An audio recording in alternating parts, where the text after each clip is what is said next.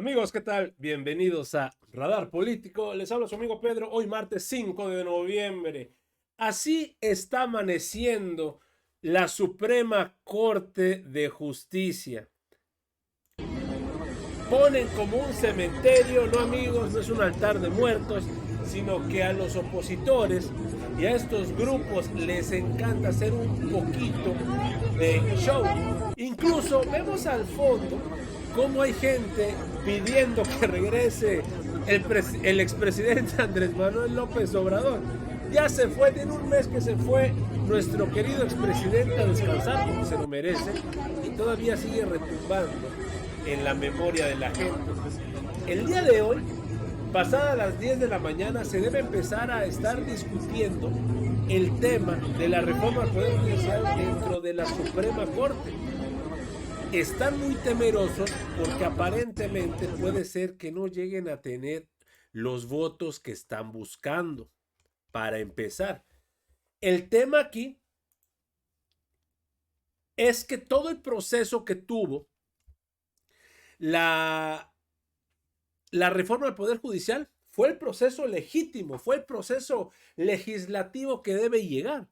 No llegó a la posición de estar en la Constitución de un día para otro. Hubo un proceso. ¿Qué sucede? Que pues la oposición se la pasó dando patadas de ahogado, se la pasó haciendo todo menos debatiendo y proponiendo una alternativa y obviamente se llegó a las últimas consecuencias que fue la promulgación. ¿Por qué? Porque se hizo todo el proceso que debe ser. Hoy la Suprema Corte de Justicia de la Nación discute la reforma judicial y existe un proyecto que echaría para atrás todos los atropellos que pretenden implementar la Cuarta Transformación. Hoy es un día muy importante para la democracia mexicana. Así es como están diciendo, amigos, la mayoría de fachos, la mayoría de, ahora sí, de neoliberales que quieren todavía esto. Vean esto. Con vallas y policías,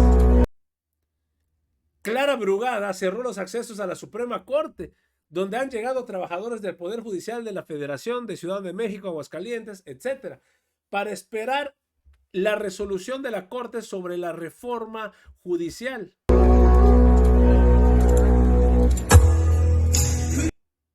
Hasta le ponen música de fondo porque saben que tienen las de perder, amigos.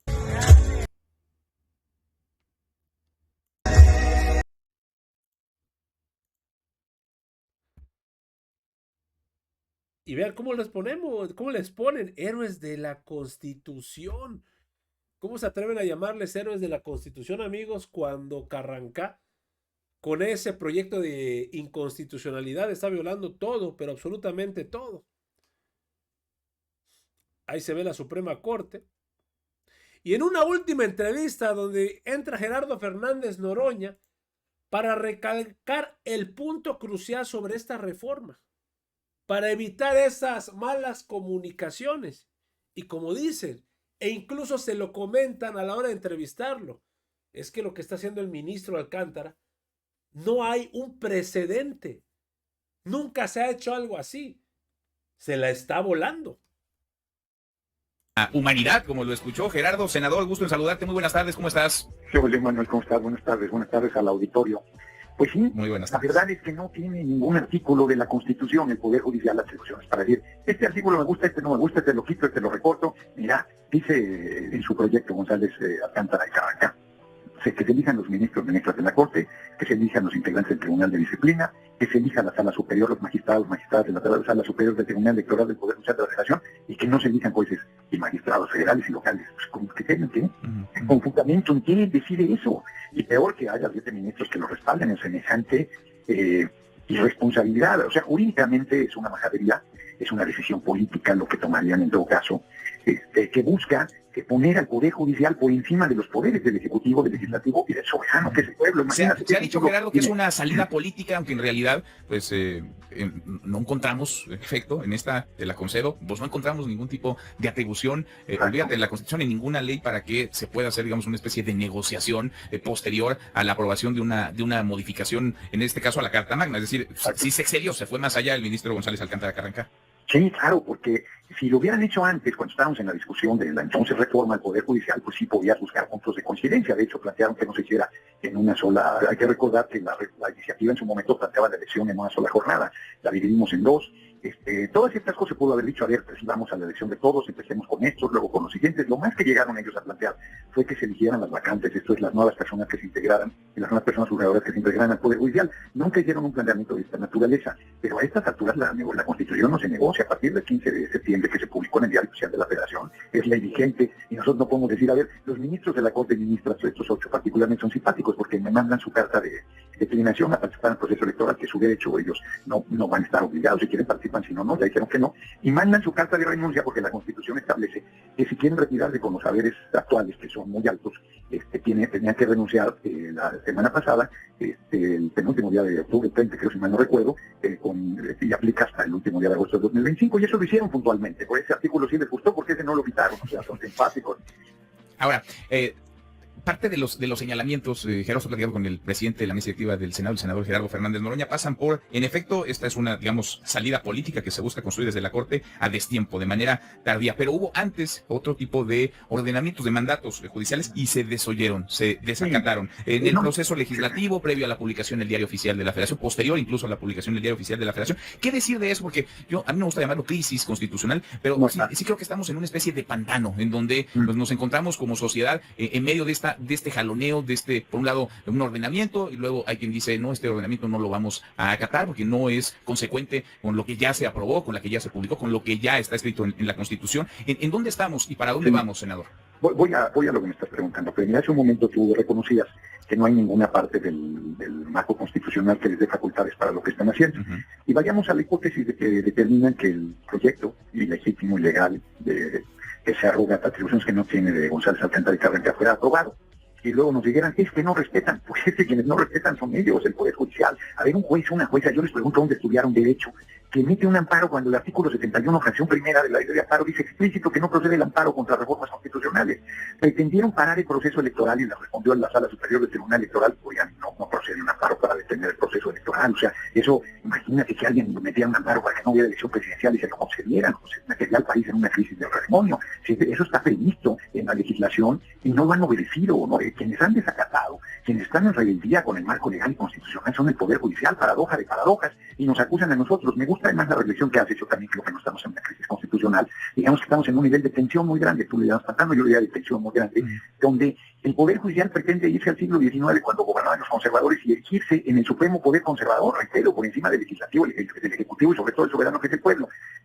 Yo francamente creo que el tema se va a resolver bien, porque no hay duda de que el próximo año se elegirán a las personas juzgadoras por el voto universal secreto y directo. No hay duda, no hay marcha atrás, dices ahí, es irreductible ese asunto. Es irreductible, ese es el corazón de lo que fue en su momento la reforma y hoy está ya plasmado en la Constitución, y ahí nosotros no vamos a ceder un milímetro, nada más faltaba. Imagínate qué sentido tendrían las elecciones, que hagas un recorrido, plantees un compromiso y luego 8 te digan, no, fíjate que ese cambio no me gusta y no te lo permito. Bueno, pues entonces ya no hagamos ni partidos, ni elecciones, ni nada, pues que esos 8 nos digan cómo se debe conducir el país, qué hay que hacer, qué es lo que se vale, qué es lo que no se vale, sin que tengan las atribuciones, porque dijéramos que nuestra Constitución hubiera dado una supremacía al Poder Judicial sobre el resto de los poderes, incluido el soberano. Bueno, pues son las reglas que tenemos, pero esas reglas no existen, ellos se las están inventando. No tienen atribuciones desde tu óptica para la interpretación, porque coincido y reitero lo que decía al inicio, ¿no? Creo que aquí se excede el proyecto y ni siquiera estoy seguro de que vaya a alcanzarse la mayoría de 8 ministros y ministras, ya mañana lo sabemos, o pasado mañana, lo veo complicado, pero ¿tienen o no tienen la facultad desde tu óptica de la interpretación, de que una norma, digamos, no transgreda a otra que está incluso en la Constitución?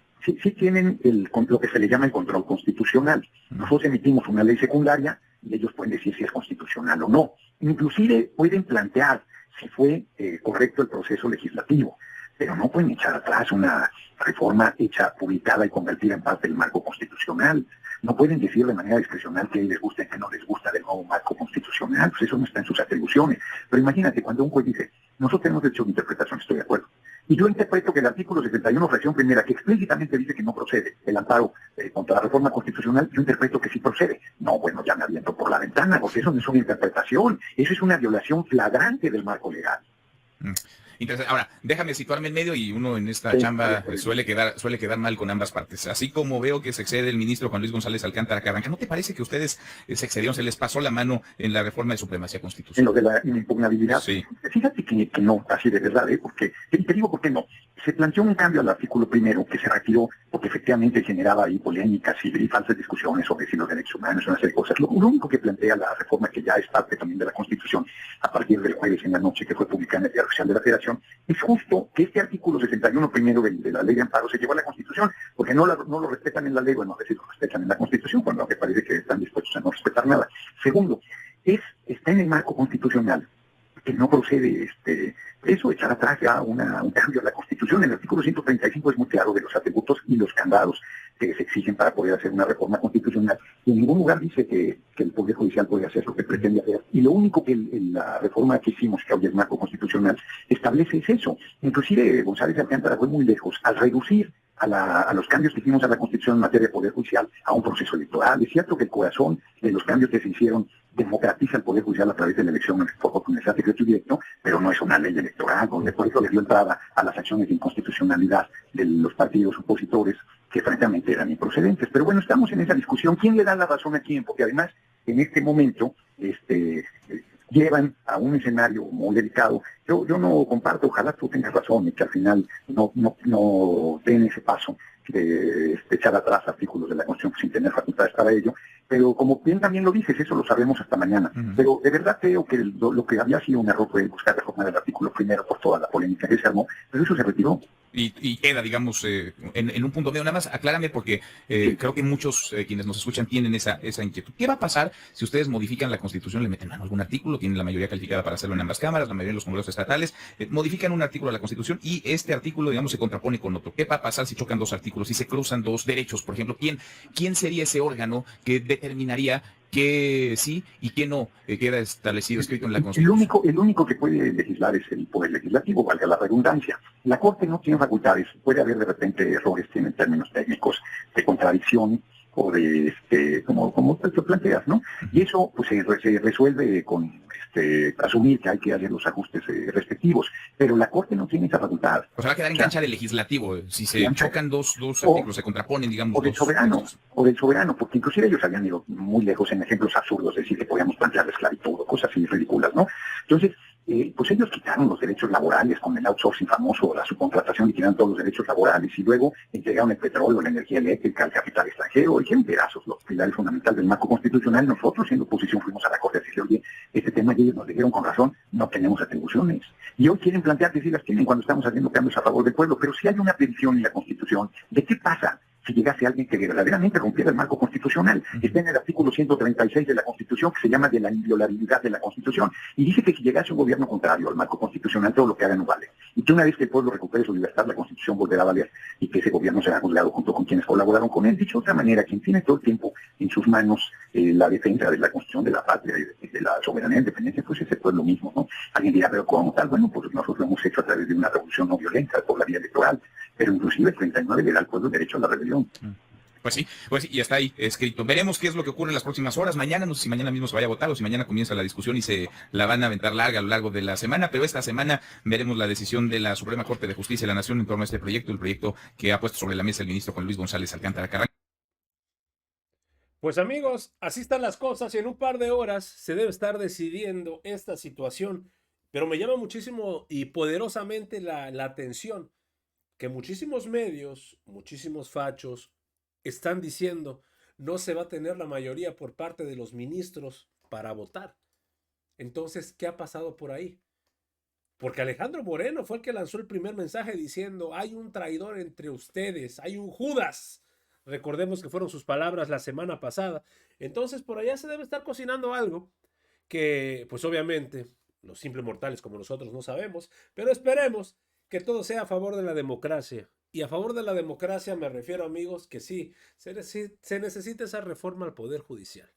Se necesitan hacer recortes gigantescos de recursos que se les está dando, porque incluso hasta la doctora Claudia Sheinbaum está diciendo, me estás proyectando un gasto increíblemente altísimo para la elección de jueces y magistrados. Ajusta. No es solamente despilfarrar por despilfarrar y no solamente es tirar dinero por tirar dinero. Pero amigos, así amaneció la Suprema Corte el día de hoy, con vallas, con anuncios hacia el presidente y sobre todo reiterando el apoyo a la Cuarta Transformación. Y ahí su pequeño panteoncito de la reforma de la Suprema Corte de Justicia.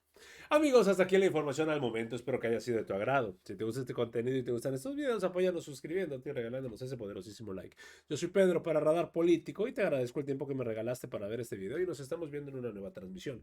Recuerden, amigos, seguimos evolucionando junto a la 4T. Que sigas teniendo un excelente día.